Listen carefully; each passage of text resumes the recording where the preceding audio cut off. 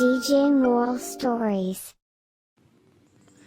गांव बसेरा एक छोटा और शांत गांव था, जहां हर सुबह सूरज के साथ लोग अपनी खेती बाड़ी और मेहनत में लग जाते थे और शाम तक खूब मेहनत करके अपनी खेती को अंजाम देते थे। लेकिन इस शांति के पीछे एक काला सच छुपा हुआ था। वो क्या? चलिए जानते हैं। अरे तुम्हें पता है, कल किसी किसान ने फांसी लगाकर अपनी जान दे दी। बेचारा। सुना है उसकी उम्र भी बहुत कम थी और नई नई शादी हुई थी उसकी। अबे क्या करे बहन, हमारे पास तो वैसे भी कोई चारा ही नहीं बचा है। मैं और मेरा मर्द तो ये गांव छोड़कर जाने की सोच रहे हैं। जान रहेगी तो जमीन फिर से बसा लेंगे, लेकिन अगर मेरे मर्द को कुछ हो गया तो मेरे 2 बच्चों का क्या होगा? गांव के जमींदार कालिया और उसके 4 बेटे बलिया, गाजिया, रसिया और शैतान सिंह अत्याचार और डर का दूसरा नाम बन चुके थे, जिससे पूरा गांव खौफ खाता था और सहम सहम कर अपनी जिंदगी बिताता था।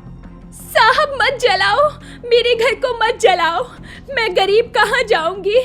मेरे घर को छोड़ दीजिए, मुझ पर रहम कीजिए। मैं आप लोगों के आगे हाथ जोड़कर विनती करती हूँ, मेरे घर को मत जलाइए। बलिया गरीबों से कर्ज के बदले उनका सब कुछ हथिया लेता था। गाजिया जमीन जबरदस्ती से हड़प लिया करता था और लोगों को बेघर कर दिया करता था। उसने लोगों का जीवन नर्क बनाकर रख दिया था। रसिया किसानों की फसलों पर कब्जा करके उन्हें बेरोजगार कर दिया करता और उनकी फसलों को ले जाकर महंगे दामों पर शहरों में बेच दिया करता। तो वहीं शैतान सिंह औरतों और लड़कियों पर खूब अत्याचार किया करता और उन्हें बुरी नजर से देखा करता। लेकिन इन तीनों से बढ़कर था कालिया, जो हर उस इंसान को खत्म कर देता जो कि उसके और उसके बेटों के रास्ते में आया करते थे। ये जमींदार परिवार पूरे गांव में खौफ और दहशत का कारण बन चुका था और सभी लोग इनकी दहशत से बहुत ज्यादा परेशान रहा करते। ना जाने वो समय कब आएगा जब हम गरीब गांव वालों को इन शैतानों से राहत मिलेगी। ये परिवार तो हमारे गांव की खुशियों को ही निगल गया है। हे प्रभु हनुमान, हमारी मदद करिए, हम पर अपनी कृपा दृष्टि बना दीजिए। अम्मा, भगवान भी शैतान के घर में नहीं आते और ये घर और गांव शैतान का है, इसलिए भगवान से विनती करके उन्हें पुकारने का कोई फायदा नहीं है। तू फिक्र मत कर लड़के, इस दुनिया में जब जब अंधकार और पाप बढ़ा है तब तब प्रभु ने अवतार लिया है और तू देखना, इन सबको इनके पापों की सजा देने के लिए भी कोई ना कोई जरूर आएगा। इस जुल्म के बीच एक सीधा साधा नौजवान था बल्लू, जो कि उसी गांव में रहा करता था और अपने पिता के साथ खेती बाड़ी में मदद कराया करता। उसके घर में उसकी बूढ़ी माँ, उसके पिता, उसका बड़ा भाई और उसकी एक छोटी बहन थे। बल्लू का परिवार खुशी खुशी अपनी जिंदगी को गुजार रहा था। बल्लू दिखने में बहुत ही कमजोर था, उसके शरीर में बिल्कुल भी ताकत नहीं थी, ना ही उसमें शारीरिक बल था और ना ही कुछ खास हिम्मत। एक दिन जब वो बाहर घूमने के लिए जा रहा था तो उसकी माँ ने उसे टोक कर कहा, बल्लू कुछ खा ले, सारा दिन गांव में बस इधर उधर घूमता रहता है। वैसे भी तेरे शरीर में जान नहीं है, बीमार पड़ गया तो परेशानी हम सबको ही होगी ना, इसलिए अपनी खुराक पर थोड़ा सा ध्यान दे। माँ, जितनी मेरी खुराक होगी उतना ही तो खाऊंगा मैं। ठीक है, बस इतना ध्यान रखना कि तेरी माँ के पास इतने पैसे नहीं है कि वो तेरा इलाज करवा सके, इसलिए ज्यादा बहादुर बनने की कोई जरूरत नहीं है। अपनी सेहत और अपनी खुराक पर ध्यान दे, समझा? हाँ भैया, आपको इस गांव का शक्तिमान बनने की कोई जरूरत नहीं है। इधर उधर उड़ते मत डोलना, जल्दी ही घर वापस आ जाना, ठीक है? लेकिन एक दिन जब बलिया ने बल्लू के पिता से कर्ज के पैसे वसूलने की कोशिश की और उस पर हाथ उठाने ही वाले थे। साहब, मुझे कुछ दिनों का समय दे दीजिए, अभी मेरे पास बिल्कुल भी पैसे नहीं है। मैं जल्दी ही आपके सारे पैसे चुका दूंगा। मेरे पास खैरियत की कमाई नहीं आ रही है, मुझे मेरे सारे के सारे पैसे अभी के अभी चाहिए। कहीं से भी लाकर दे मुझे। और तुम सब देख क्या रहे हो? मारो इस बल्लू को। बलिया ने ये कहा और उसके गुंडों ने बल्लू को खूब मारा और उसे मार मार कर अधमरा कर दिया। बल्लू की माँ और बहन डर कर छुपके मारी ये सब देख रहे थे, लेकिन उनमें इतनी हिम्मत नहीं थी कि वो जाकर बलिया से कुछ बोल पाए। बल्लू ने अपने आंसू पोंछते हुए बोला, हे प्रभु, मुझे इन जालिमों से बचाओ, मुझ पर अपनी कृपा करो, मेरी मदद करो प्रभु हनुमान, मुझे शक्ति दो प्रभु हनुमान, मुझे शक्ति दो। तभी वहाँ पर गांव वाला भाग कर आया। वो बहुत डरा हुआ था और बहुत सहमा हुआ भी था। उसके चेहरे से साफ पता चल रहा था कि वो कोई बुरी खबर लेकर आया है। और वो बल्लू के पास आते ही चिल्लाया, तेरा पिता! क्या हो गया मेरे पिताजी को मनोज? जल्दी बोलो। गजिया तेरे पिता की जमीन हड़प रहा है, बचाओ उन्हें, वरना वो तेरे पिताजी को बहुत मारेंगे, उन्हें तेरी जरूरत है, जल्दी चल। बल्लू अपनी चोट को भूलकर अपने पिता को बचाने भागा। वो पहले से ही बहुत कमजोर था, उसके शरीर में बिल्कुल भी जान नहीं थी। लेकिन वहाँ पहुंचकर उसने देखा कि गाजिया के गुंडों ने उसके पिता को बहुत मारा और मार मार कर जमीन पर पटक दिया। उसके पिता की आंखों से आंसू बहे जा रहे थे और बल्लू ने उनसे विनती की, छोड़ दो मेरे पिताजी को, तुम लोग मुझे मार लो लेकिन मेरे पिताजी को कुछ भी मत करना। उनमें इतनी ताकत नहीं है कि वो तुम जालिमों की मार सह पाए। बल्लू ने उन गुंडों को रोकने की बहुत कोशिश की, लेकिन उसका बेचारा कमजोर शरीर उसका साथ नहीं दे पा रहा था। गाजिया ने उसके पिता की जमीन हड़प ली और बल्लू को वहाँ से गिरा कर भाग गए। चलो साथियों, हमें जो चाहिए था वो हमें मिल गया है। अब यहाँ पर हमें रुकने की कोई भी जरूरत नहीं है। जो गजिया चाहता है वो पाकर ही रहता है। पिताजी, क्या हो गया आपको? अपने आप को संभालिए, आप ही तो हमारे परिवार का सहारा हैं। आपको हिम्मत से काम लेना होगा, कुछ नहीं होगा, सब कुछ ठीक हो जाएगा। कुछ भी ठीक नहीं होगा जब तक इस जैसे पापी लोग इस गांव के अंदर हैं। इस गांव का नाश होने से कोई भी नहीं रोक सकता। हाँ, तेरे पिताजी बिल्कुल ठीक कहते हैं बल्लू। ये लोग इस गांव का नाश करके रहेंगे। हमें पूरे गांव वालों के बारे में नहीं, पहले अपने परिवार के बारे में सोचना है कि हमारे परिवार को अब कोई भी आंच ना आए। मुझे कोई तरीका निकालना होगा जिससे मैं इस गांव और अपने परिवार को बचा सकूं। इन जालिमों का बहुत हो गया है। ठीक है बेटा, तू ऐसा बोल तो रहा है, लेकिन मुझे तो कोई भी आशा की किरण नजर नहीं आ रही। मुझे नहीं लगता कि इन जालिमों से हमें कभी भी छुटकारा मिल पाएगा। बल्लू की माँ ने ऐसा कहा और बल्लू हनुमान जी का बहुत बड़ा भक्त था, इसीलिए वो अब अपनी हर मुसीबत में हनुमान जी को याद किया करता। थोड़ा समय बीता और वो हनुमान जी के मंदिर चला गया और वहाँ पर हनुमान जी से प्रार्थना करते हुए बोलने लगा, हे प्रभु हनुमान, मुझे और मेरे परिवार को बचाने का सामर्थ्य दो। कुछ ऐसा करो कि मैं अपने परिवार की रक्षा कर सकूं। बल्लू भगवान जी से प्रार्थना कर ही रहा था और प्रार्थना करके वो अपने घर आने लगा। उसे उम्मीद थी कि भगवान उसकी मुश्किलों का कोई ना कोई रास्ता निकाल देंगे। उसी रात एक गांव वाला दौड़कर आया और आकर बल्लू से कहने लगा, बल्लू, जल्दी चल मेरे साथ। रसिया तेरे भाई को फसल देने के लिए मार रहा है। इस समय उन्हें तेरी सबसे ज्यादा जरूरत है, जल्दी चलो। क्या? ना जाने ये लोग मेरे परिवार का पीछा कब छोड़ेंगे। अब बल्लू ने ना आओ देखा ना ताओ और अपने भाई को बचाने के लिए दौड़ लगाई। उसने देखा कि रसिया के आदमी उसके भाई को बुरी तरह से पीट रहे थे। बल्लू ने उन लोगों से विनती करके उसे रोकने की बहुत कोशिश की। छोड़ दो मेरे भाई को, आखिर तुम लोग की परेशानी क्या है? जब देखो तब मेरे परिवार के पीछे पड़े रहते हो। मैंने बोला छोड़ दो मेरे भाई को। हम जो काम हाथ में लेते हैं वो करके ही रहते हैं। मैं कहता हूँ रुक जाओ, मेरे भाई को मारना बंद कर दो। तुम किसी के साथ इतना बुरा कैसे कर सकते हो? तुम भी तो इंसान हो। बेचारे कमजोर और लाचार बल्लू ने कई बार उन लोगों से प्रार्थना की। रसिया के गुंडों ने उसे और उसके भाई को खूब मारा और वहाँ से भगा दिया। उनकी सारी फसल लूट ले गए। अब बल्लू अपने भाई के साथ वापस घर आ गया। वो बहुत निराश था। उसको और उसके भाई को ऐसी हालत में देखकर बल्लू की माँ ने कहा, कोई बात नहीं बेटा, लगता है हमें भी गांव छोड़कर जाना पड़ेगा, वरना ऐसे ही इतने अत्याचारियों की वजह से हमारा परिवार बिखर कर रह जाएगा और एक माँ होने के नाते मैं ये सब होते हुए अब नहीं देख सकती। नहीं माँ, आखिर हम लोग ये गांव छोड़कर क्यों जाएंगे? हमने तो कोई गलती नहीं की है।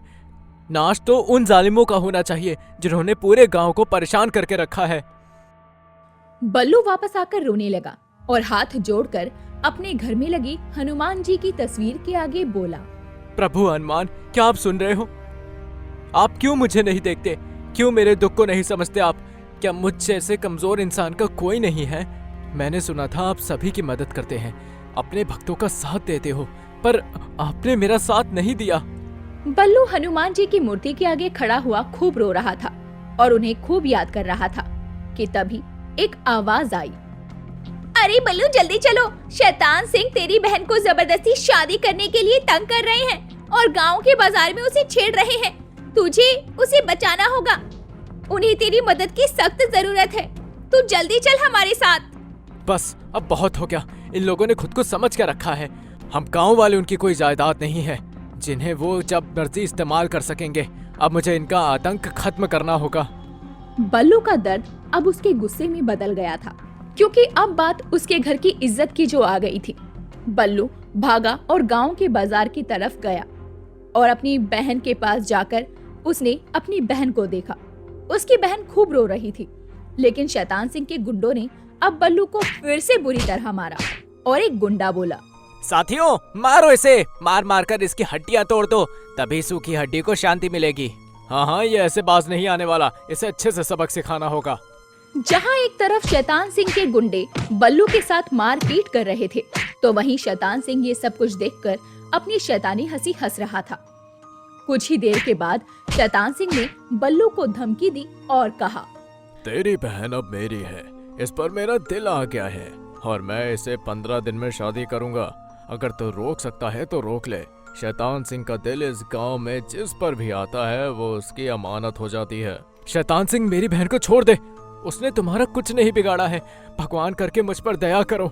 और तुम मुझसे भगवान के नाम पर दया करने के लिए बोल रहे हो? मेरा जो दिल करता है मैं वही करता हूँ। मैं भगवान में यकीन नहीं रखता। बेचारा बल्लू वैसे भी मार खा खा कर बहुत कमजोर हो गया था। बल्लू वहाँ बेचारा और लाचार पड़ गया। उसे कुछ भी समझ में नहीं आ रहा था कि वो क्या करे। निराशा ने उसे चारों तरफ से घेर लिया था। थोड़ा समय बीता और रात को बल्लू हनुमान मंदिर गया और गुस्से में बजरंग बली की मूर्ति के आगे बोला, हनुमान जी, आपको प्रार्थना करने का क्या फायदा? आपने मेरी एक भी बात नहीं सुनी। मैं आज आपको इस मंदिर से नहीं जाने दूंगा जब तक आप मुझे शक्ति नहीं देते। बस बहुत हो गया, आप कभी भी मेरी प्रार्थना नहीं सुनते हैं। मैं यहाँ पर आकर आपकी पत्थर की मूर्ति के आगे आपसे विनती करता हूँ। तभी वहाँ मंदिर के पंडित जी आए और बल्लू की इस हालत को देखकर बोलने लगे, बल्लू, इतना निराश नहीं होते। भगवान सबकी मदद करते हैं, लेकिन हर किसी की प्रार्थना पूरी होने का समय होता है। तेरा समय भी आएगा। लेकिन कब आएगा पंडित जी? शैतान सिंह और उसके परिवार ने मेरे पिता को मारा, जमीन हड़प ली, मेरे घर आकर तोड़फोड़ की और अब वो शैतान सिंह मेरी बहन से शादी करना चाहता है। कौन सा भाई अपनी बहन की शादी उस शैतान सिंह से कराएगा? राम राम, सब कुछ भला होगा। बस भगवान पर अपनी आस्था को बरकरार रखो। भगवान हमेशा ऐसी परिस्थितियाँ देता है ताकि हमारा विश्वास उसमें और बढ़ सके। अच्छा, मैं चलता हूँ, तो भगवान से बातें करो। अब पंडित जी ये बोलकर वहाँ से चले जाते हैं और बल्लू वहीं भगवान के आगे प्रार्थना करता रहता है कि तभी अचानक से आसमान से एक आवाज आई, बल्लू, मैंने तेरा दुख देखा है, मुझ पर अपनी आस्था को बरकरार रख, तुझे मदद मिलेगी। मैं अपने सच्चे भक्त को कभी निराश नहीं करता हूँ। तभी एक आंधी चली और एक बंदर बल्लू के सामने आया।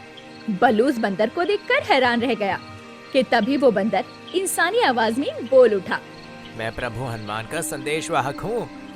अरे ये क्या, तुम कहाँ से आए और तुम इंसानी आवाज में कैसे बोल पा रहे हो? तुम तो एक बंदर हो। कौन हो तुम? अब मैं तेरा साथी हूँ, तुझे हर समस्या का समाधान दूंगा। क्या सच में हनुमान जी ने मेरी मदद करने के लिए अपने संदेशवाहक को भेजा? जरूर उन्होंने अपने मन में हमारे गांव के लिए कोई न कोई तरकीब सोची है। बल्लू प्रभु हनुमान का चमत्कार देखकर बहुत खुश हुआ। उन्होंने अब हनुमान जी के आगे हाथ जोड़े और हनुमान चालीसा पढ़ी। श्री गुरु चरण सरोज रज, निज मन मुकुर सुधार, वरनु रघुवीर विमल जसु, जुदाई को फल चार। जिसके बाद में दोनों ने प्रभु हनुमान को धन्यवाद दिया। बल्लू ने बंदर को गले लगाया और सोचा, अब नए दिन की शुरुआत होगी और उन शैतानों के गमों का अंधेरा इस गांव से हट जाएगा। जिसके बाद में बल्लू अपने बंदर यानी के बल्ली को लेकर अपने घर की ओर निकल गया अब ये देखना काफी दिलचस्प होने वाला है कि बल्लू और बल्ली की दोस्ती क्या रंग लाएगी। क्या सच में गांव को उन शैतानों से हमेशा के लिए निजात मिलेगी? जानने के लिए अगले भाग का इंतजार कीजिए। सुबह का समय था। सूरज की किरणें गांव बसेरा पर पड़ रही थी। मंदिर की सीढ़ियों पर बल्लू बैठा हुआ था। उसका शरीर चोटों से भरा हुआ था। वो हनुमान जी की मूर्ति की ओर आस भरी निगाह से निहार रहा था। आंखों में आंसू और चेहरे पर दृढ़ निश्चय था। तभी एक पेड़ पर बैठा बंदर मुस्कुराता है। वो था बल्ली।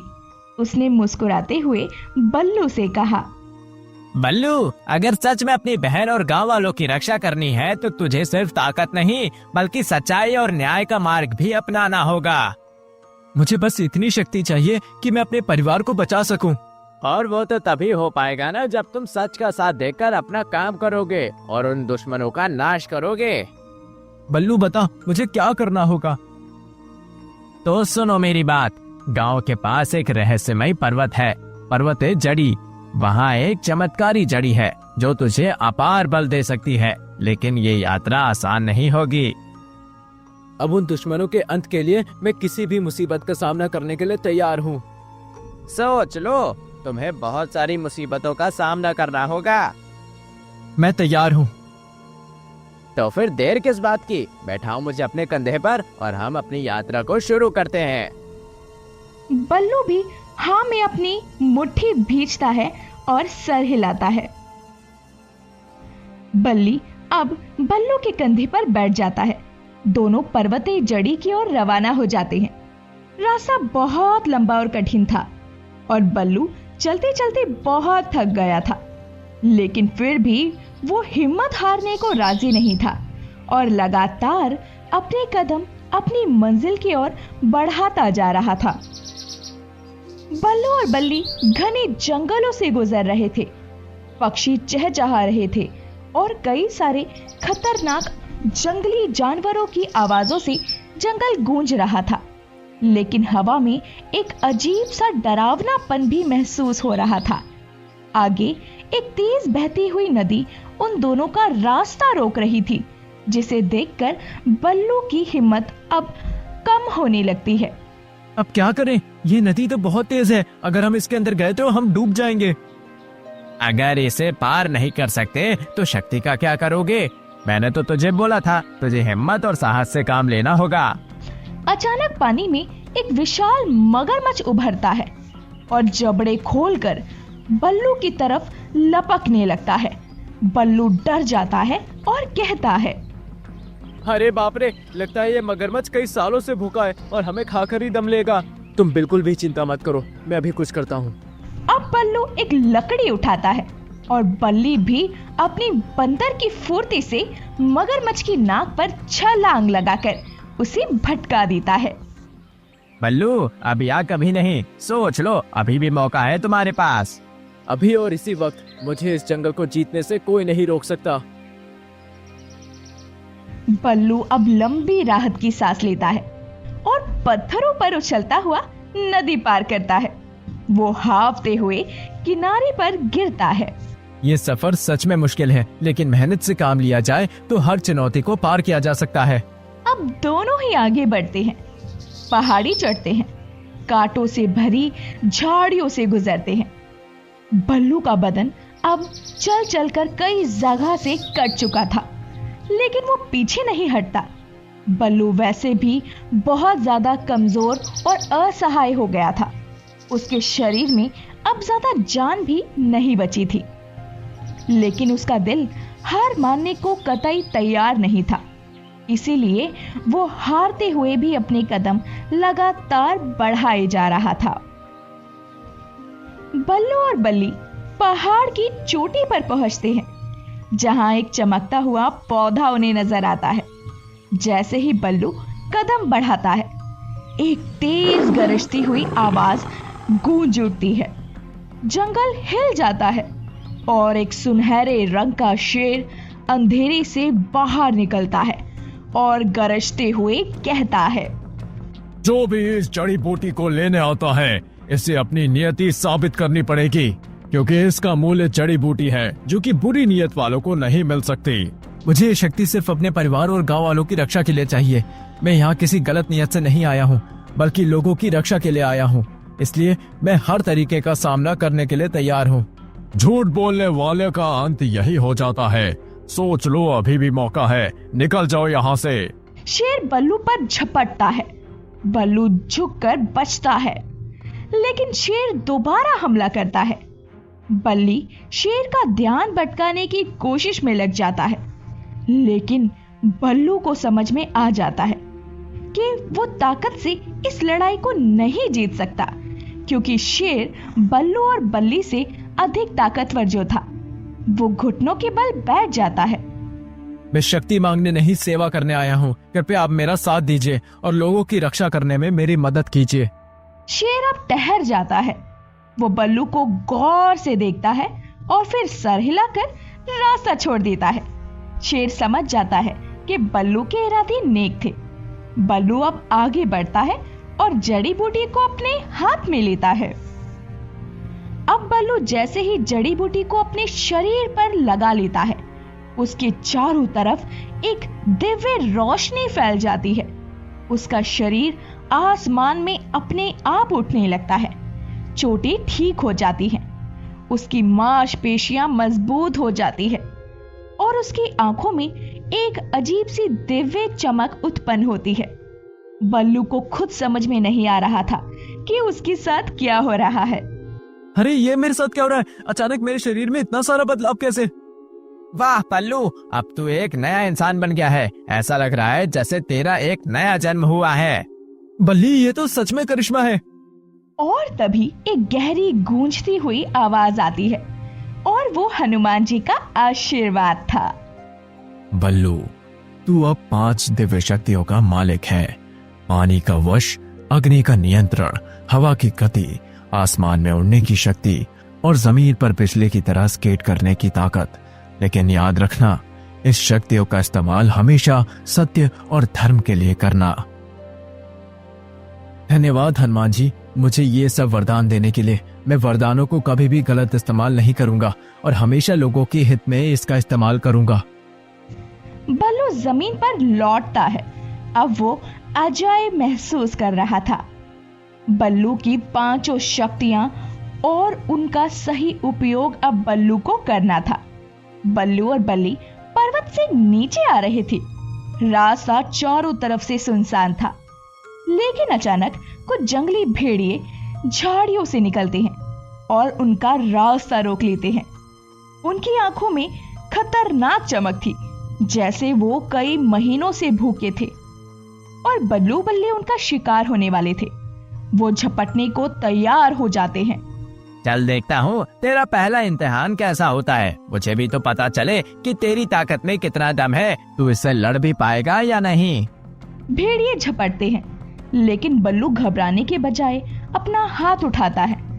अचानक उसकी हथेली से एक तेज पानी की लहर निकलती है और भेड़ियों को कुछ दूर तक बहा कर ले जाती है।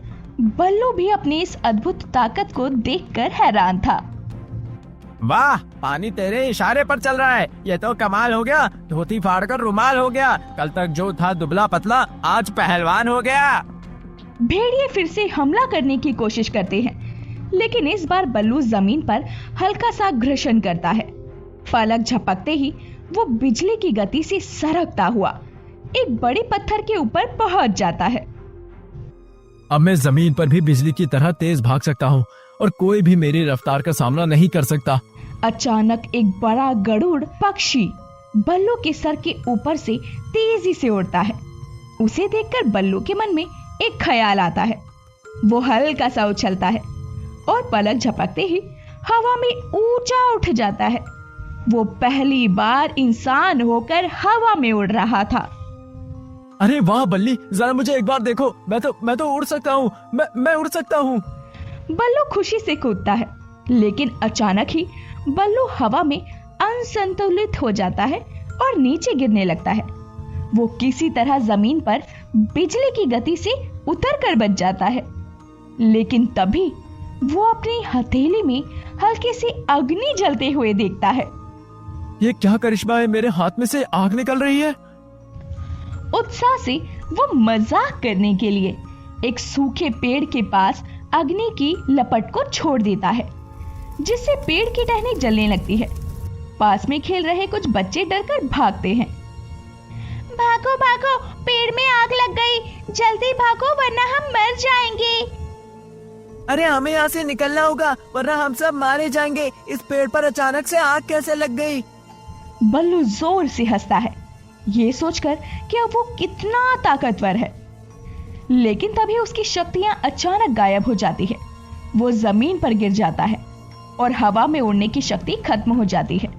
वो कोशिश करता है, लेकिन ना तो पानी की लहर निकलती है और ना ही अग्नि जलती है और ना ही बिजली की गति से वो दौड़ पाता है। वो घबरा जाता है।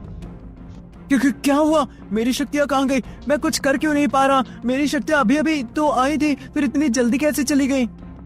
तूने अपनी शक्तियों का गलत उपयोग किया बल्लू। ये शक्तियाँ तुझे किसी को डराने या सताने के लिए नहीं मिली थी, और पेड़ को जलाना गलत बात होता है, इसलिए ये सब हुआ।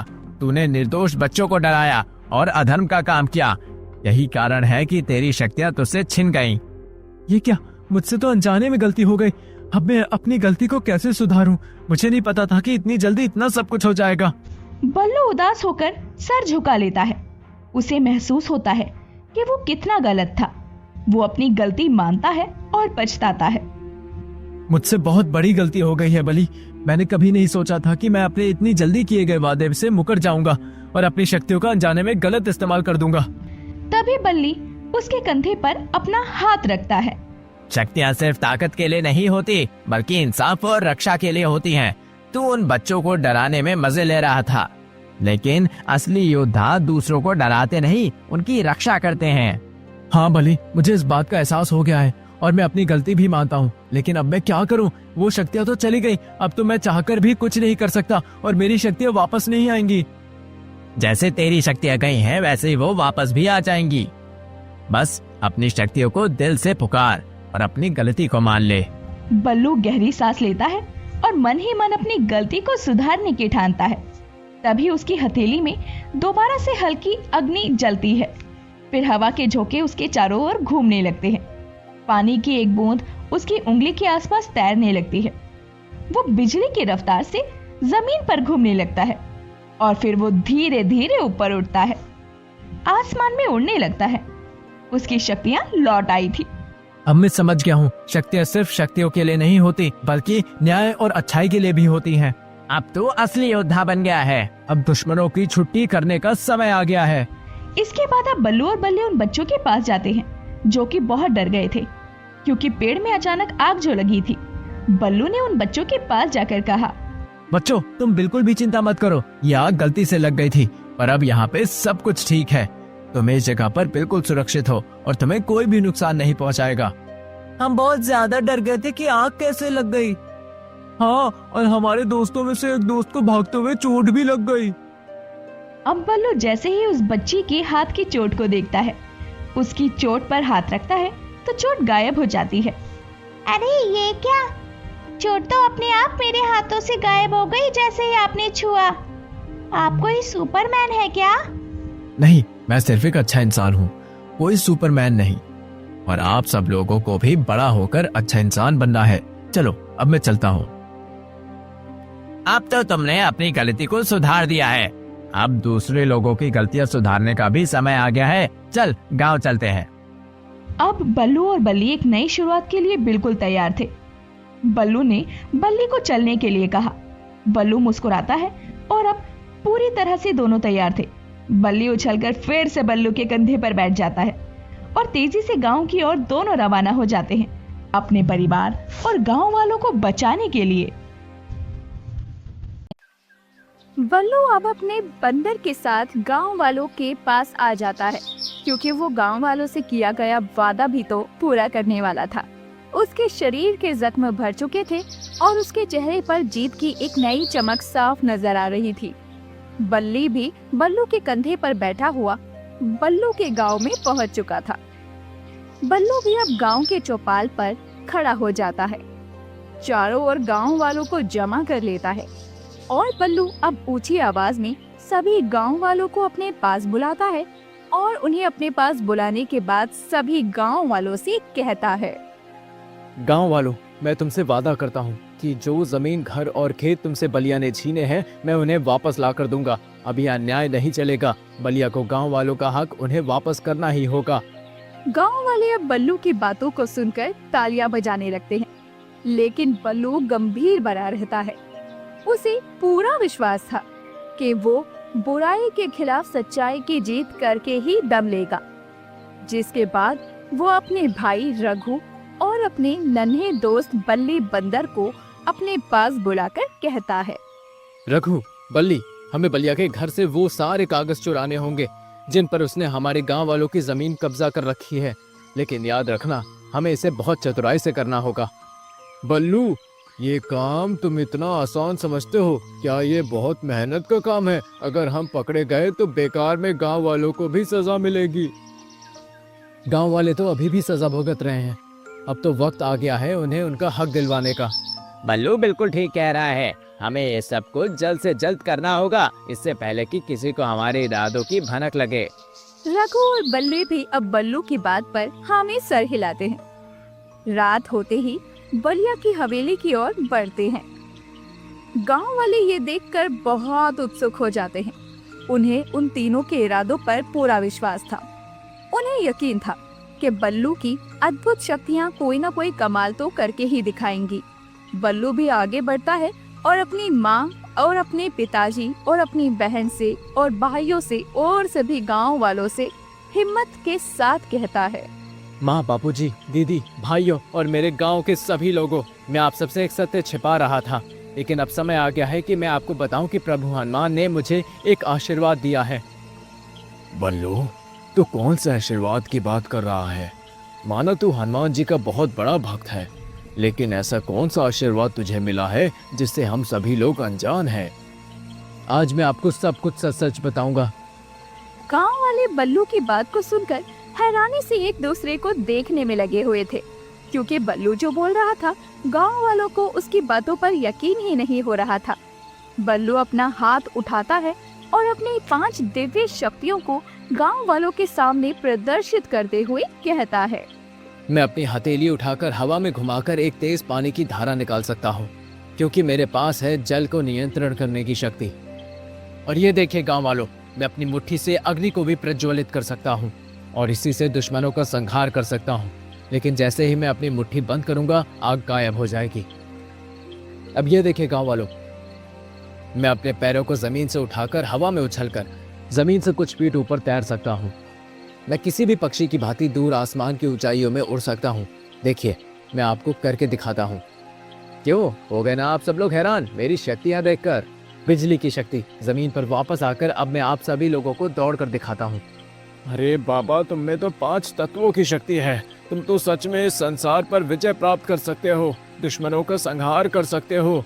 हनुमान जी ने तुम्हें हमारा मसीहा बनाकर भेजा है, इसलिए तुम्हें 5 तत्व की शक्ति मिली है। गांव वाले हैरान और रोमांचित होते हैं। माता पिता एक दूसरे को देखते हैं और उनकी आंखों में डर और गर्व की भावना दोनों ही एक साथ झलक रही थी।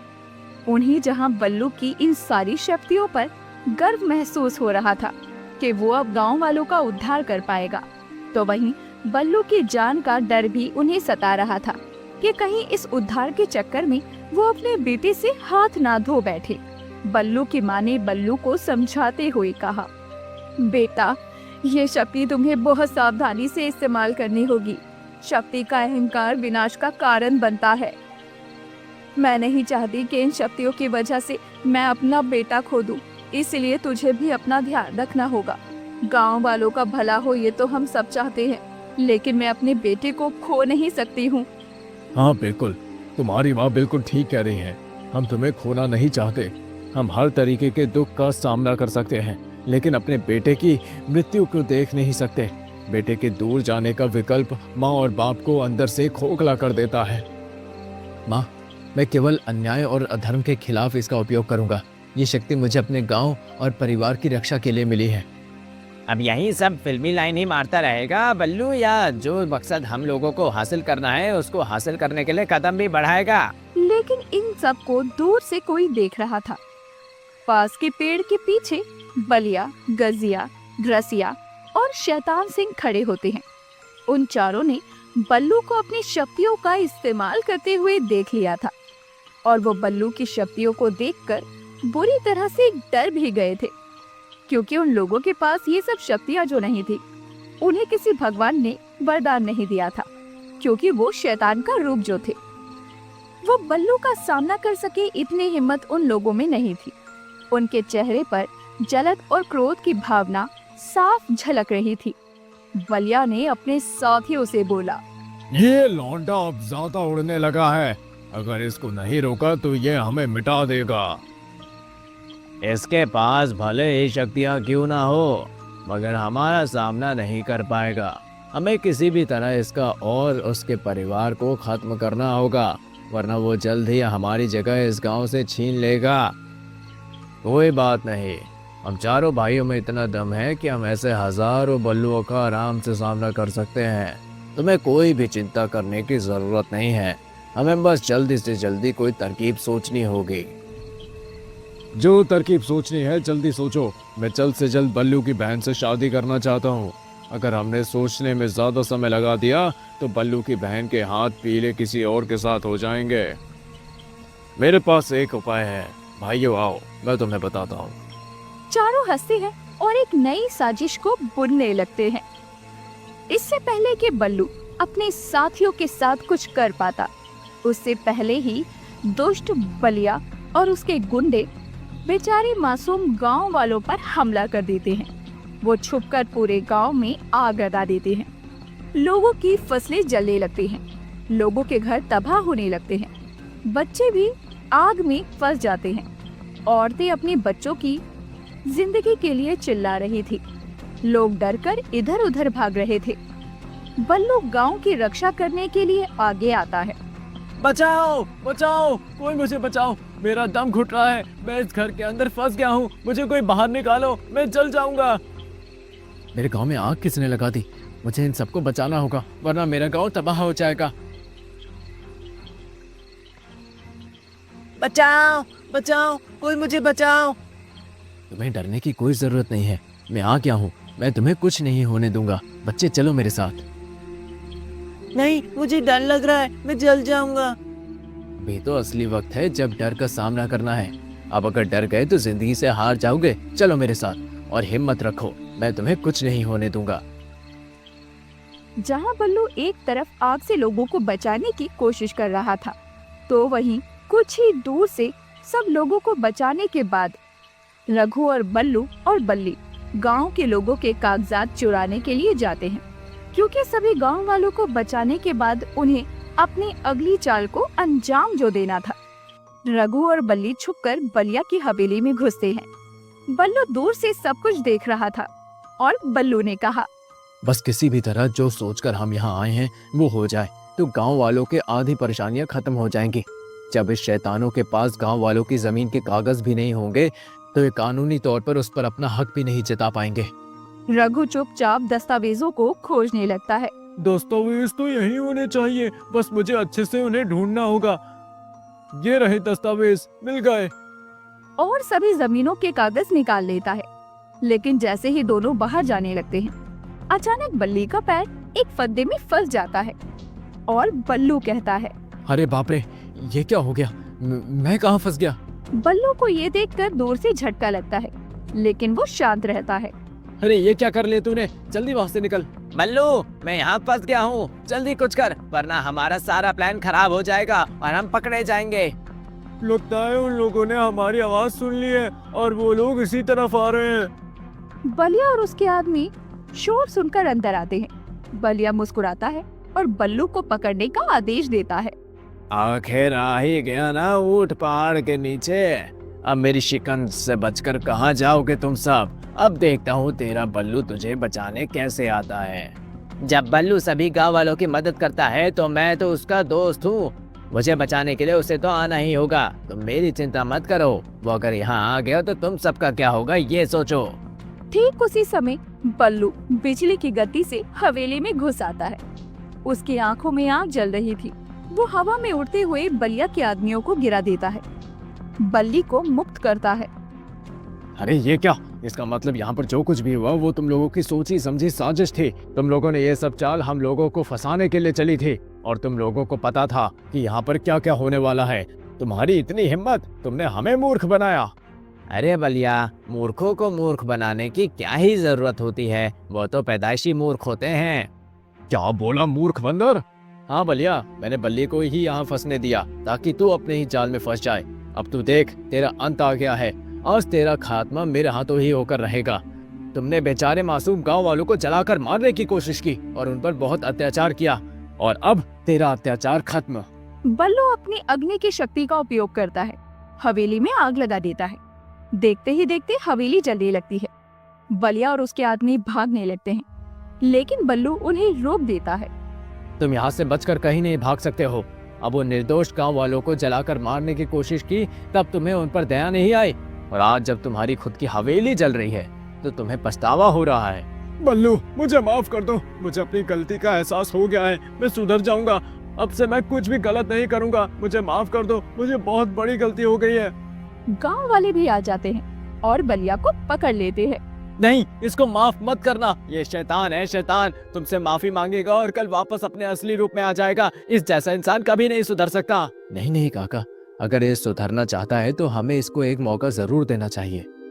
हाँ, मैं सभी गांव वालों से हाथ जोड़कर विनती करता हूँ, मुझे एक और मौका दे दो। मैं अब दोबारा ऐसी गलती कभी नहीं करूंगा और एक अच्छा इंसान बनकर दिखाऊंगा। बलिया, यदि तू सच में अपने पापों का पश्चाताप करना चाहता है तो अब गांव की सेवा कर, अन्याय को छोड़ और गांव वालों की मदद कर। तुम जो बोलोगे मैं वही करूंगा। तुम्हारा गुलाम बनकर रहूंगा। बस मेरी जान छोड़ दो। मैं जीना चाहता हूँ, मुझे मत मारो। ठीक है, अगर तुम चाहते हो तो मैं तुम्हें नहीं मारूंगा। मैं तुम्हें एक और मौका देने के लिए तैयार हूँ, लेकिन आज के बाद मुझे और गांव वालों को शिकायत का कोई भी मौका मत देना। बल्लू की जय हो। बल्लू ने हमें बचा लिया। बल्लू ने बलिया को सुधार दिया। दोस्तों, ये तो अभी शुरुआत है। ऐसे ही कई शैतान का अंत अभी करना बाकी है। अब तो या इस गांव में आतंक खत्म होगा या आतंक करने वाले। बलिया हाथ जोड़कर गांव वालों से माफी मांगता है और उसी दिन से गांव की भलाई के लिए काम करना शुरू करता है। गांव में शांति आ जाती है। बल्लू और बल्ली हनुमान जी के मंदिर में जाकर नतमस्तक होते हैं और गांव के सच्चे रक्षक भी बन जाते हैं। गांव में बल्लू की ताकत की वजह से गांव वालों को अब एक नई हिम्मत आ गई थी। तो वहीं शैतान सिंह अपनी हरकतों से बाज ही आने को तैयार नहीं था। शैतान सिंह अपनी हवेली पर बैठा हुआ था और रौब जमाते हुए अपने पिता कालिया से बोला, मैंने सोच लिया है क्या मुझे फिर से शादी करनी है। इससे पहले कि बल्लू की ताकत बढ़ती जाए, मुझे उसकी बहन को अपनी पत्नी बनाना है। तू मूर्ख हो गया है क्या? 6 महीने से तूने 7 शादी कर ली है और कितनी बार शादी करनी है तुझे? और हर बार शादी करके तो अपनी पत्नी को मार देता है। अब आप ही बताइए मैं क्या करूं? या तो मेरी पत्नियां मुझसे दुखी होकर अपनी जान दे देती हैं या शहर भाग जाती हैं, फिर अपने गुंडों से उन्हें मरवाना ही पड़ता है। ठीक है, तुझे जो भी करना है कर, लेकिन हमारे घर की इज्जत के बारे में सोचकर सारे फैसले लेना। इसके बाद में शैतान सिंह अपने काले मंसूबों को अंजाम देने के लिए बल्लू की निर्दोष बहन को उठाने के लिए निकल जाता है। बल्लू बल्ली अपने घर के दरवाजे पर ही बैठे हुए थे और उन्होंने शैतान सिंह को गाड़ी में अपने गुंडों के साथ आते हुए देखा। अरे, ये शैतान सिंह हमारे घर की तरफ क्यों आ रहा है? यहाँ नहीं रहा है बल्लू, इसकी मौत इसे हमारे पास खींच कर ला रही है। आज हम इसे ऐसा मजा चखाएंगे कि गांव के किसी भी औरत की तरफ ये आंख उठाकर नहीं देखेगा। फिर देर किस बात की, चलो इसे बता देते हैं कि औरत सिर्फ पत्नी और प्रेमिका नहीं होती, माँ, बहन और देवी भी होती हैं। बल्लू की इन बातों से शैतान सिंह पर कोई भी असर नहीं हो रहा था, क्योंकि उसके दिमाग पर तो शैतान हावी था। अब शैतान सिंह अपने गुंडों के साथ बल्लू के घर के बाहर उतरता है और उसके घर में जबरदस्ती घुसने की कोशिश करने लगता है। बल्लू उसे दरवाजे पर रोकने की बहुत कोशिश करता है, लेकिन वो बल्लू को जोरदार धक्का मारकर दूर फेंक देता है और घर के अंदर जाकर बल्लू की बहन का हाथ पकड़ता है और उसे जबरन बाहर खींचकर लाने लगता है। चलो मेरे साथ मेरी रानी, आज मैं तुम्हें शैतान सिंह की बीवी बनाऊंगा और हम दोनों साथ में रहेंगे। फिर मेरा ये साला मेरी और मेरे भाइयों का कुछ नहीं बिगाड़ पाएगा। छोड़ दो मुझे शैतान सिंह, मुझे तुम्हारे साथ कहीं नहीं जाना है। तुम जैसे इंसान की पत्नी बनने से अच्छा है मैं अपनी जान दे दूं, यह सारी जिंदगी कवार ही मर जाऊं। जैसा तुम्हारा नाम है वैसे ही तुम्हारी कर्म है। मैं कभी तुम्हारी बीवी नहीं बन सकती। छोड़ दो मुझे वरना अच्छा नहीं होगा। छोड़ दे मेरी बहन को शैतान सिंह, वरना तेरे साथ अच्छा नहीं होगा। मैं तुझे आखिरी बार समझा रहा हूँ। चुप कर बच्चों, तुझे शर्म नहीं आती अपने जीजा जी से ऊंची आवाज में बात करते हुए? तेरी दीदी नाराज हो जाएगी। बल्लू अपनी बहन को बचाने की कोशिश करता है तो वही शैतान सिंह उसे खींचकर गाड़ी के पास लेकर जाता है। लेकिन तभी बल्ली खुराफात दिखाते हुए उछलता है और शैतान सिंह के बाल नोचने लगता है और उसके कंधे पर उछलकर बैठ जाता है।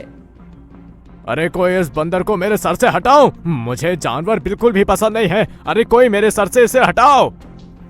क्या बात करते हो शैतान सिंह, जिसकी खुद की हरकतें जानवर जैसी हो उसे जानवर पसंद नहीं है? तुम तो अपनी बिरादरी के भाइयों से भी नफरत करते हो। मैंने तुम्हें समझाने की कोशिश की थी, अब तुम देखो मेरी शक्तियों का कमाल। तो देर किस बात की, बल्लू मचा दे धमाल। इसके बाद में अब बल्लू अपना एक हाथ उठाता है और अपनी जादुई शक्तियों से हथेली पर अग्नि प्रज्वलित करता है। बल्ली उछलकर शैतान सिंह के बालों से कूद जाता है और शैतान सिंह के बालों में बल्लू अपनी शक्तियों से आग लगा देता है। पल झपकते ही शैतान सिंह गंजा हो जाता है और धुएं की वजह से उसका पूरा शरीर और चेहरा काला हो जाता है। शैतान सिंह जब खुद को इस हुलिये में देखता है तो कहता है, अरे मेरे बालों को क्या हुआ? मैं कितना डरावना लग रहा हूँ, हे भगवान। हाँ शैतान सिंह, तुम डरावने लग रहे हो। और देखो, जब खुद की शामत आई तो शैतान सिंह को भी भगवान याद आ गया। तुम किसी नरक के दूत लग रहे हो और भगवान शैतानों की मदद करने के लिए कभी नहीं आते हैं। चुप कर, तुझे तो मैं बताता हूँ। शैतान सिंह ये बोलकर अब बल्लू की बहन पर हाथ उठाने वाला था, लेकिन तभी उसका हाथ अचानक हवा में रुक जाता है। बल्लू एक तेज हवा के झोंके की तरह उछलकर शैतान सिंह को जोर की धक्का मारता है और शैतान सिंह दूर जाकर गिरता है। तब तक गांव वाले भी वहां पर भीड़ लगाकर जमा हो चुके थे। आज तो यहाँ नहीं आया शैतान सिंह, तेरी मौत तुझे यहाँ लेकर आई है। गांव की हर औरत में अब तुझे अपनी बहन बेटी नजर आएगी, माशूका और पत्नी नहीं। शैतान सिंह, मुझसे शादी नहीं करोगे? मैं तो अभी 16 की हूँ, तुम्हें तो छोटी उम्र की लड़कियाँ बहुत पसंद आती है ना? आओ मुझसे शादी कर लो। नहीं शैतान सिंह, मुझसे शादी कर लो। शैतान सिंह का ये हाल हो ही रहा था कि तभी वहां उसका बाप कालिया आ जाता है, क्योंकि आज उसकी भी शामत का दिन जो था। उसे बल्लू की शक्तियों का अंदाजा था। शैतान सिंह जितना औरतों के प्रति आकर्षित था उतना ही बल में कमजोर था। कालिया शैतान सिंह को ऐसे नीचे गिरे हुए देखकर उसके पास जाता है। कौन है बे तू, और मेरा बेटा शैतान सिंह कहाँ है? ये गांव वाले तुझे इतना मार क्यों रहे हैं? अरे कैसे बापू, आप तो अपने बेटे को ही नहीं पहचान पा रहे हो। मैं ही शैतान सिंह हूँ, इस बल्लू ने मेरा ये हाल कर दिया है। अरे बाप रे, कालिया नाम मेरा है और इसने तुझे कालिया बना दिया है। इसके बाद में अब बल्ली ने बल्लू को इशारे में बोला, देर किस बात की बल्लू, इतना सोच क्यों रहे हो? कालिया का भी वही हाल कर दो जो हमने शैतान सिंह का किया है। कालिया, तूने तो यहाँ आकर बहुत बड़ी गलती कर दी है। तू इन चारों का पिता है, तुझे तो इन सबसे बढ़कर सजा मिलेगी। इसके बाद में अब बल्लू चुटकी बजाता है और कालिया के बाल भी जल जाते हैं। वो भी पूरी तरह से काला हो जाता है। उसके गुंडे ये सब देखकर थोड़ा हंसते हैं और वहां से दुम दबाकर भाग जाते हैं। इसके बाद बल्लू ने गांव वालों से कहा, गांव वालों, हमेशा शैतान सिंह से डरना नहीं चाहिए, बल्कि उनका डटकर सामना करना चाहिए। ये हमारी कमजोरी का उतना ही फायदा उठाते हैं, इसलिए हमें इससे डरना नहीं चाहिए और इनका सामना करना चाहिए। आप ही बताइए कि इन्हें क्या सजा दें? कालिया और शैतान सिंह को पुलिस के हवाले कर देना चाहिए, वही डंडे मार मार कर इनका भूत उतारेगी। अरे नहीं नहीं, इसने गांव की कई बहन बेटियों का मुंह काला किया है ना, नाक काटी है। इनकी भी नाक काट कर इन्हें गधे पर बैठाकर इनका मुंह काला करके पूरे गांव में घुमाना चाहिए। ठीक है, जैसा आप लोगों ने बोला वैसा ही होगा। इन लोगों को उनके केक की सजा आज और अभी इसी वक्त मिलेगी।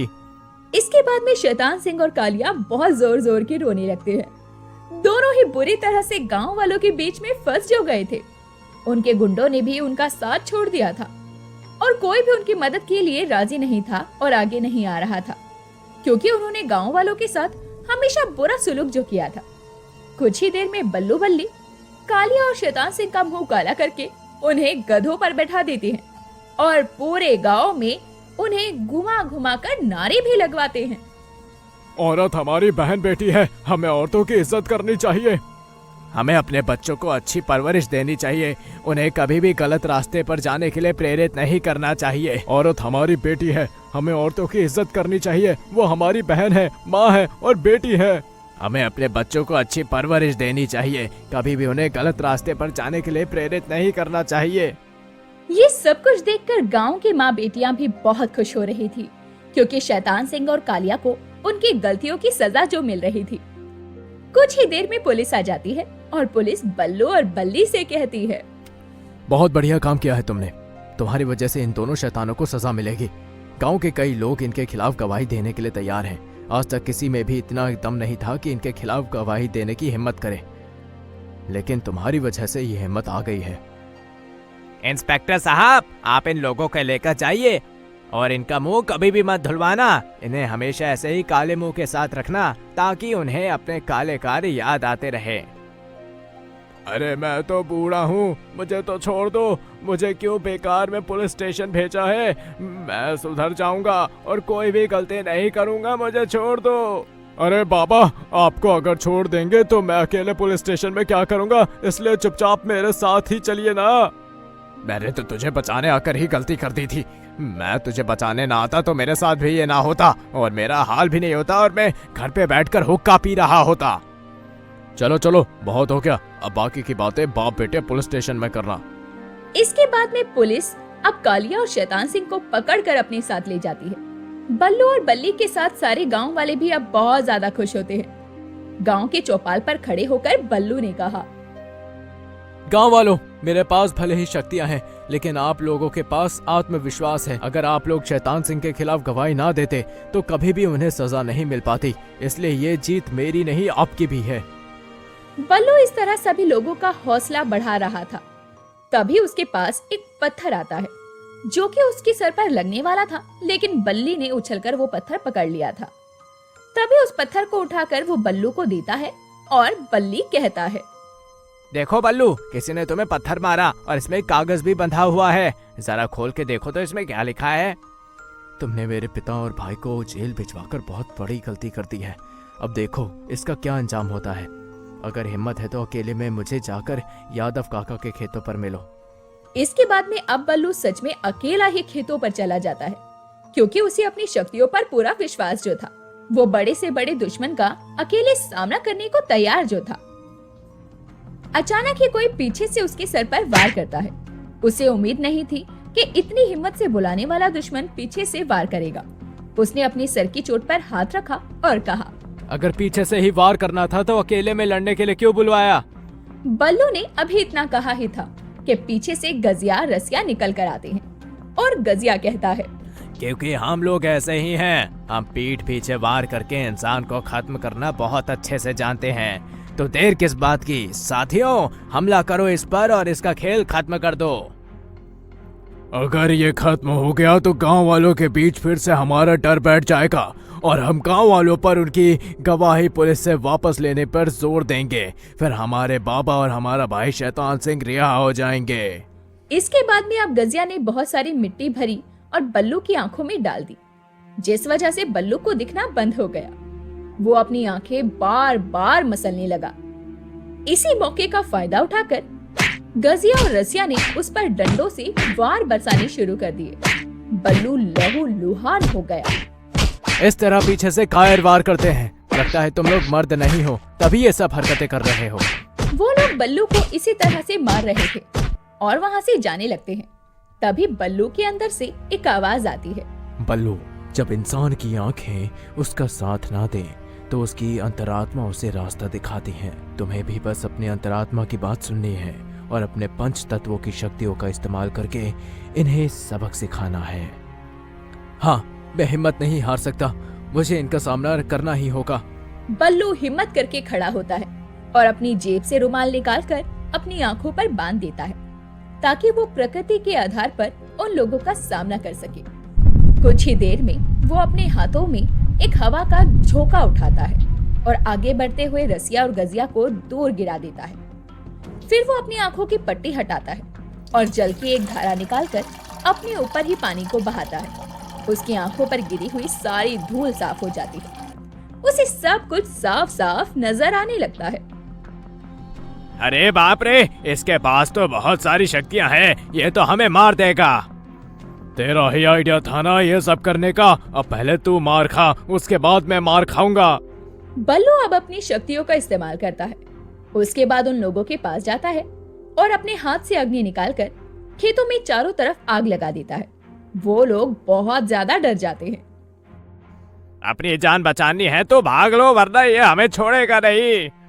हाँ भागते हैं, लेकिन बल्लू हम उन लोगों में से नहीं हैं जो सुधर जाएं। हम अभी तो यहाँ से जा रहे हैं, लेकिन फिर से बदला लेने के लिए जरूर आएंगे। हमारे बदले के लिए तैयार रहना। रसिया और गजिया वहाँ से भाग जाते हैं और बल्लू अपनी जीत से बहुत खुश होता है क्योंकि आज उसने बिना आंखों के भी जादू करना सीखा था।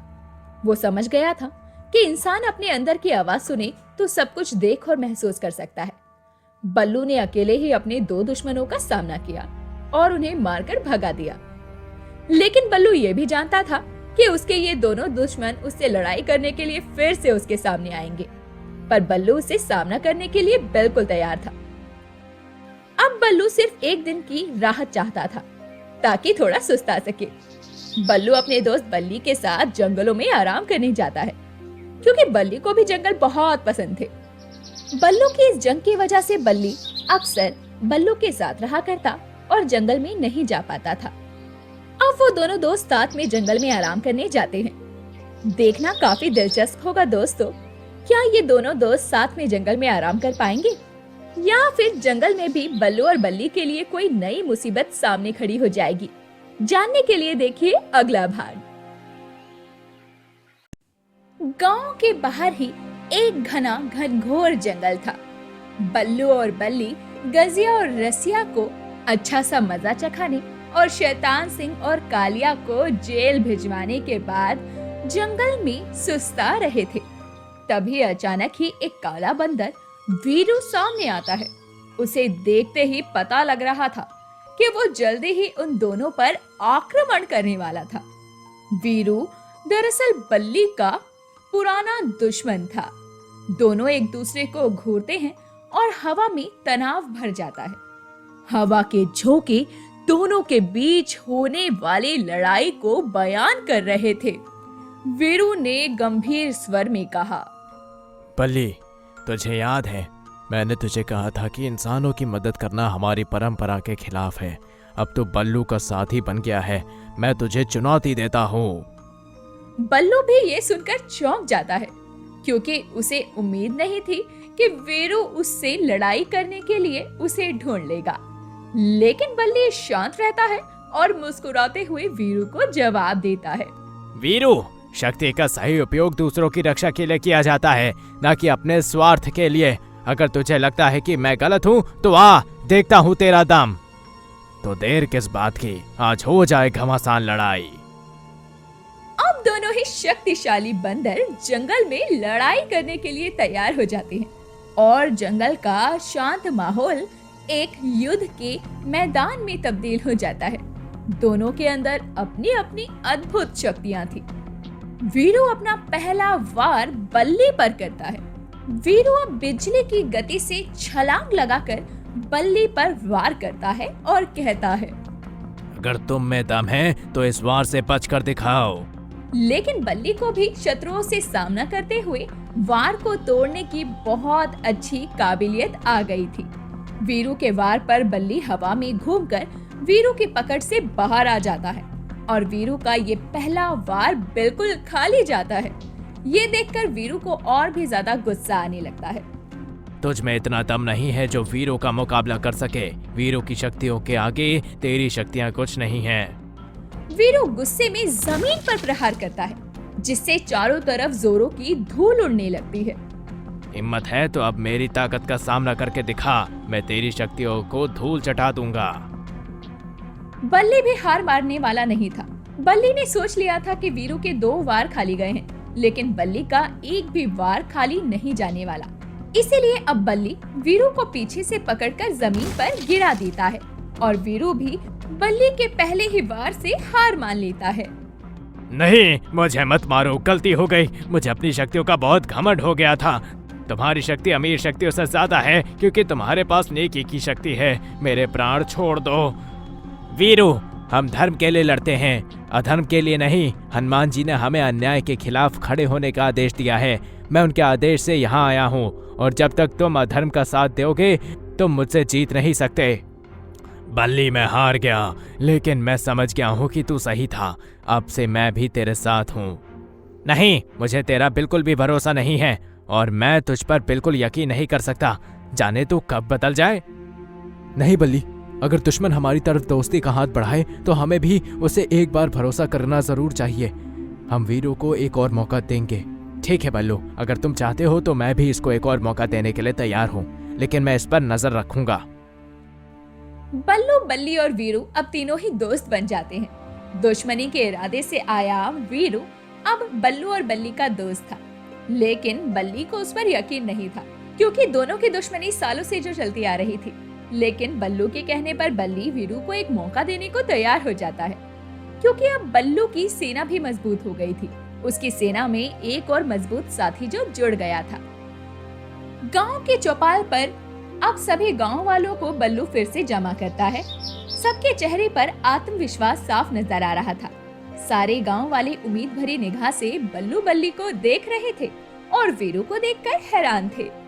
गांव वालों, मैं तुमसे वादा करता हूँ कि मैं गजिया और रसिया से तुम्हारी जमीन और अनाज वापस लाऊंगा, और उन्हें ऐसा सबक सिखाऊंगा कि आज के बाद कोई भी गांव वालों का अनाज छूने की हिम्मत नहीं करेगा। अब सब एक हैं, तो हमारी जीत पक्की है।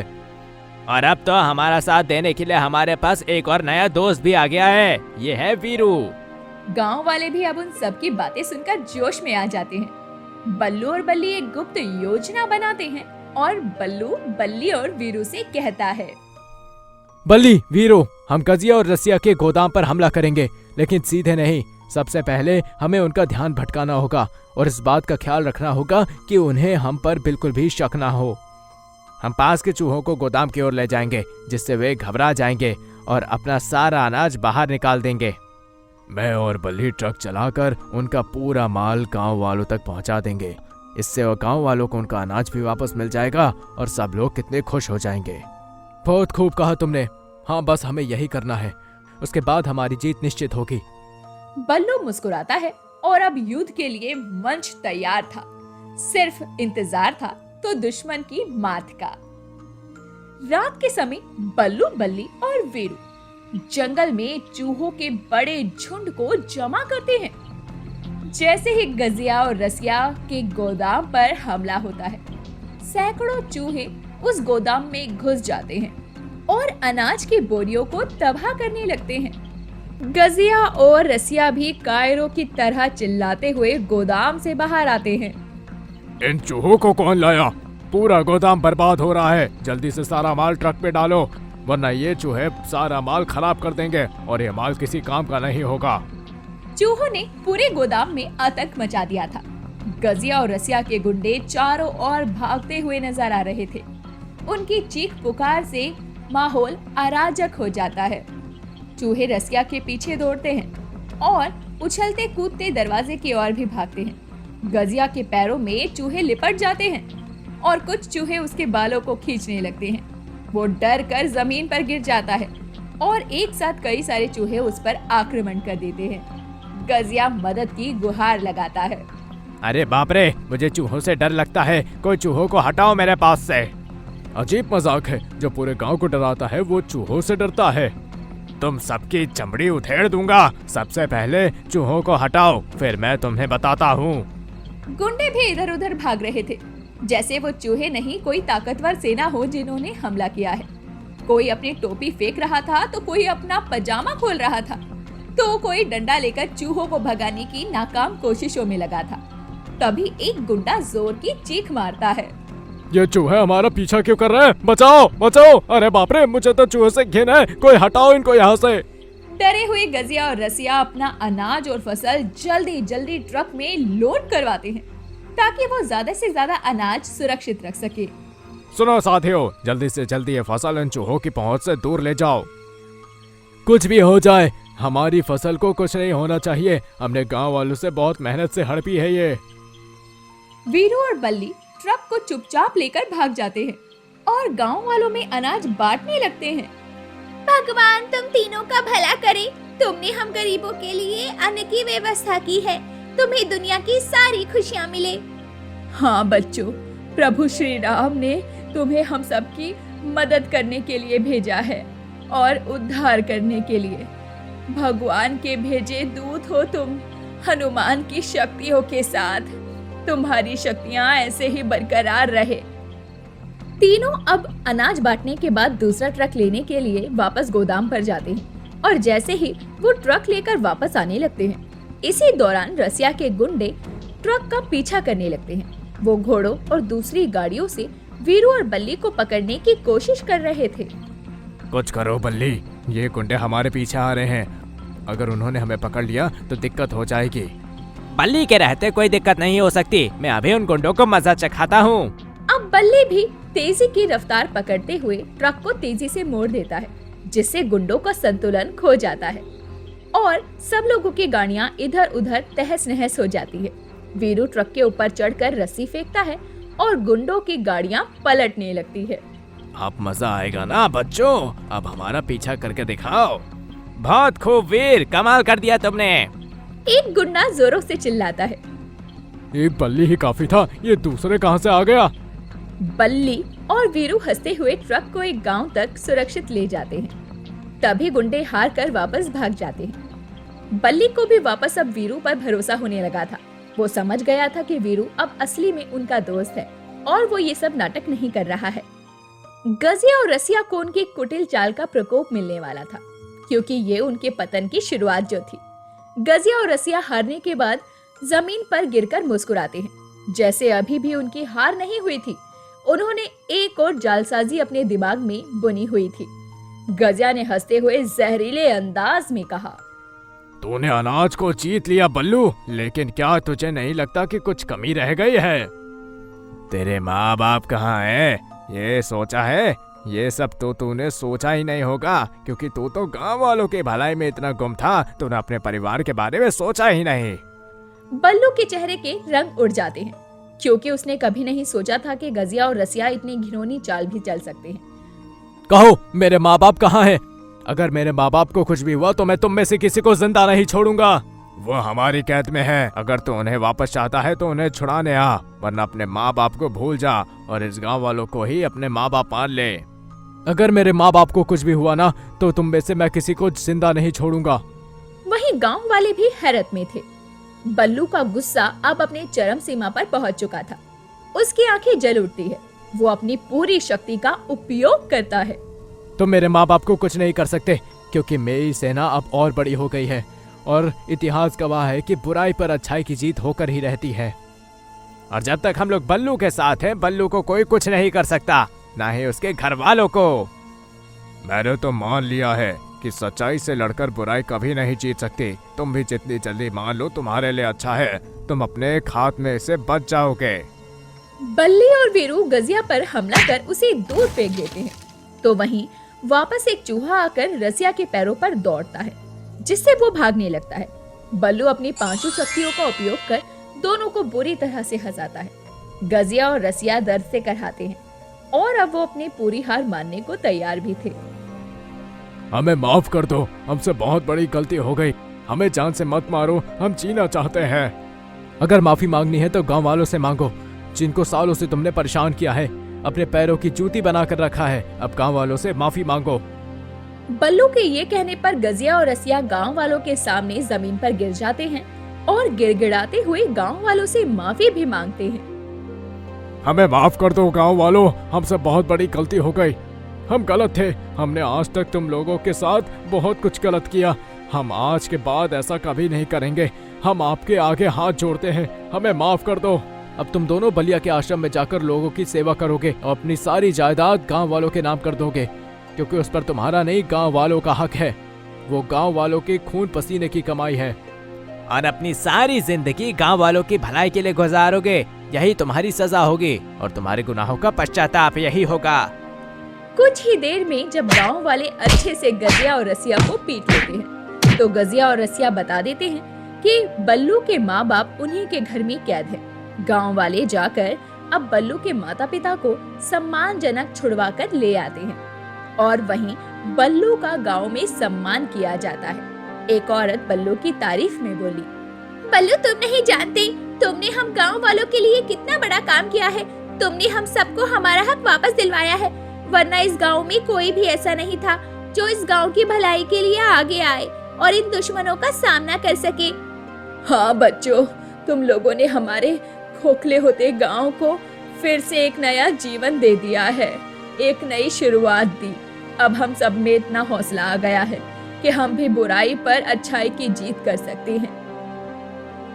मुझे मेरे बच्चे पर गर्व है, उसने सच में कर दिखाया। मुझे लगता था वो हमारे घर का सबसे कमजोर सदस्य है, लेकिन मैंने कभी नहीं सोचा था कि वो इतना ताकतवर होगा कि गांव वालों की भलाई के लिए इतना कुछ कर सकेगा। माँ, ये सब आप लोगों के आशीर्वाद और हनुमान जी की शक्ति की वजह से हुआ है, वरना मैं कुछ भी नहीं था। और भूलो मत, मैंने और वीरू ने भी तुम्हारी बहुत मदद की है। हमें भी थोड़ा बहुत हौसला देना बनता है। अरे बस भी करो बल्ली, क्यों इमोशनल मोमेंट को बिगाड़ रहे हो?